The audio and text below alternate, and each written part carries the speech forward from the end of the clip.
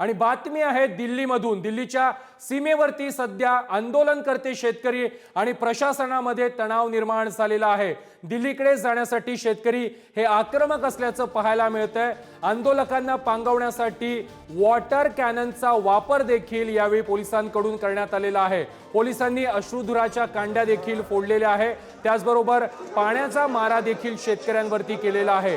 दिल्लीकडे कूच करणाऱ्या शेतकऱ्यांना रोखण्याचा प्रयत्न आता पोलिसांकडून केला जातोय। दिल्लीच्या सीमेवरती पंजाब, हरियाणा आणि उत्तर प्रदेशमधील शेतकऱ्यांचं आंदोलन सुरू आहे आणि आज आपल्या 13 मागण्यांसाठी शेतकरी हे राजधानी दिल्लीकडे आगेकूच करणार होते। मात्र याच दिल्लीकडे निघालेल्या शेतकऱ्यांवरती आता पोलिसांनी अश्रुधुराचा मारा आणि पाण्याचा मारा केलेला आहे। या शेतकऱ्यांना रोखण्याचा प्रयत्न दिल्लीच्या सीमेवरती केला जातोय। शंभू बॉर्डरवरची ही दृश्य आहेत। शंभू बॉर्डरवरती हे शेतकरी आंदोलन करत होते आणि शंभू बॉर्डरवरून दिल्लीच्या दिशेने आगेकूच करताना त्यांना रोखण्याचा प्रयत्न करण्यात आला आहे। या संदर्भात अधिक माहिती देत आहेत आमचे दिल्लीचे प्रतिनिधी शिवाजी काळे। शिवाजी, दिल्लीच्या सीमेवरून आता राजधानीमध्ये घुसू पाहणाऱ्या आगेकूच करणाऱ्या शेतकऱ्यांवरती पोलिसांनी अश्रुधुरांचा आणि पाण्याचा मारा केलेला आहे। शेतकऱ्यांना थांबवण्याचे सर्वतोपरी प्रयत्न हे प्रशासनाकडून केले जात आहेत। प्रथमेश, ज्या देशामध्ये जय जवान जय किसान अशा घोषणा दिल्या जातात त्याच देशामध्ये जवान आणि किसान एकमेकांसमोर उभे ठाकल्याचं आपल्याला पाहायला मिळते। ही दुसरी वेळ आहे की शंभू बॉर्डरवरती अशा पद्धतीने शेतकरी दिल्लीकडे आगेकूच करण्याचा प्रयत्न करत आहेत आणि त्यांच्यावरती अश्रुधुरांचा मारा केला जात आहे। त्यांच्यासमोर मोठमोठ्या बॅरिकेडिंग लावण्यात आले आहे, खिळे ठोकण्यात आलेले आहेत, त्यांना थांबवलं जात आहे। या संदर्भात सर्वोच्च न्यायालय असो किंवा उच्च न्यायालयात असो केस सुरू आहे आणि उच्च न्यायालयाने एक हाय लेवल कमिटी नेमण्यात आली आहे। शेतकऱ्यांच्या ज्या समस्या आहेत त्या संदर्भात ही कमिटी आपला अहवाल देणार आहे। त्यामुळे शेतकऱ्यांनी या ठिकाणी थांबावं असं त्या ठिकाणचे प्रशासकीय अधिकारी, पोलीस यंत्रणा या ठिकाणी सांगताना पाहायला मिळते।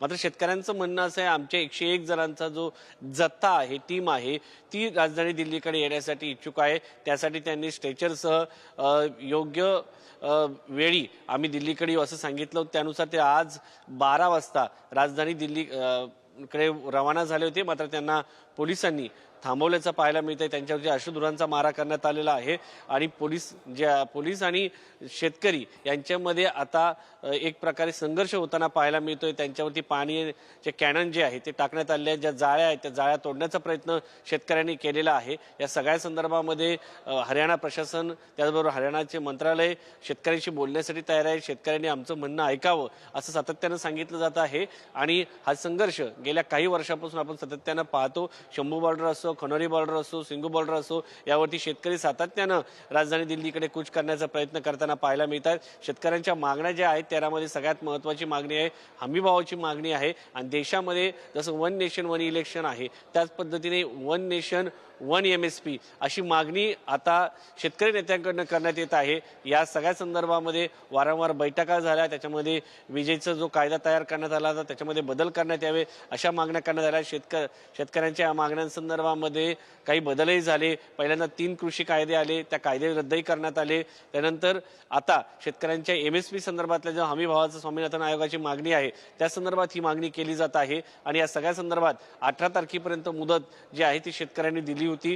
त्यानंतर जर आपण पाहिलं तर आज शेतकरी आक्रमक होताना पाहायला मिळालेले आहे। त्यामुळं शेतकरी आणि जवान यांच्यामध्ये संघर्ष हा कुठेतरी देशाला व्यथित करणारा आहे। शेतकऱ्यांच्या मागण्याचा सरकारने विचार करावा। शेतकरी अनेक वर्ष आपण पाहतोय की त्या मागण्या घेऊन येत आहेत। या सगळ्याच्या पार्श्वभूमीवरती आता हे चित्र जे आहे देशाला कुठेतरी दुःख देण्यासारखं आहे। अद्याप जी माहिती मिळते त्यानुसार काही शेतकरी या ठिकाणी जखमी झाल्याची माहिती मिळते। प्रथमेश, शिवाजी, आणखी एक महत्त्वाचा मुद्दा होता, केंद्रीय कृषी मंत्री शिवराज सिंह चौहान यांनी काही या शेतकऱ्यांशी संवाद साधण्याचा प्रयत्न केलाय का, किंवा शेतकऱ्यांच्या शिष्टमंडळानं कृषी मंत्र्यांशी संवाद साधण्यासंदर्भात काही निवेदन पाठवलेलं आहे का? एक हाय लेवल मीटिंग नेमण्यात आली आहे। या सगळ्या संदर्भामध्ये संसदेमध्ये देखील पडसाद उमटली होती। यावरती शिवराज सिंग चौहान यांनी असं म्हटलं होतं की सर्व देशामध्ये MSP जी आहे ती दिली जात आहे। मोदी सरकारच्या काळामध्ये शेतकऱ्यांना मदत दिली जात आहे आणि या सगळ्याच्या मागण्यांबद्दल सरकार विचार करत आहे। मात्र थेट अशी कोणतीही घोषणा जी आहे ती अद्यापपर्यंत झालेली नाहीये। त्यामुळं या सगळ्या संदर्भामध्ये वारंवार कमिटी नेमण्यात आल्या, वारंवार सरकारच्या वतीने वेगवेगळ्या समित्या नेमण्यात आल्या, मात्र तारखावर तारखा आल्या, मात्र याच्यातून काही निष्फळ होताना दिसत नाहीये. आणि या सगळ्याच्या पार्श्वभूमीवरती शेतकरी वारंवार आक्रमक होतात. हरियाणा असो, पंजाब असो, या राज्यातील खास करून शेतकरी जे आहेत ते राजधानी दिल्लीकडे येताना पाहायला मिळतात. कारण हे दोन राज्य आहेत, त्यांच्यामध्ये तांदूळ आणि गव्हाचं मोठ्या प्रमाणात उत्पन्न होतं आणि त्यांच्या ज्या मागण्या आहेत त्या वेगवेगळ्या प्रकारच्या आहेत. कारण कृषी उत्पन्न बाजार समित्यांमध्ये तिथे माल विकत घेतला जातो, तिथला जो आडत्या असतो तो एक बँक म्हणून काम करतो. आणि ती बँक म्हणून म्हणजे जेव्हा माल शेतकरी पेरत असतो, धान पेरत असतो, तेव्हाच हा आडत्या त्यांना बँकेप्रमाणे मदत करतो आणि जेव्हा माल येतो तेव्हा त्याचे पैसे वजा करून घेतो. आपल्याकडं मोठ्या प्रमाणात बँका आहेत, सहकारी कॉपरेटिव्ह सोसायटी आहेत, त्यामुळं आपल्याला कृषी उत्पन्न बाजार समितीवरती फारसं अवलंबून राहावं लागत नाही महाराष्ट्राच्या शेतकऱ्याला. मात्र तिकडे आडत्या हीच एक बँक आहे.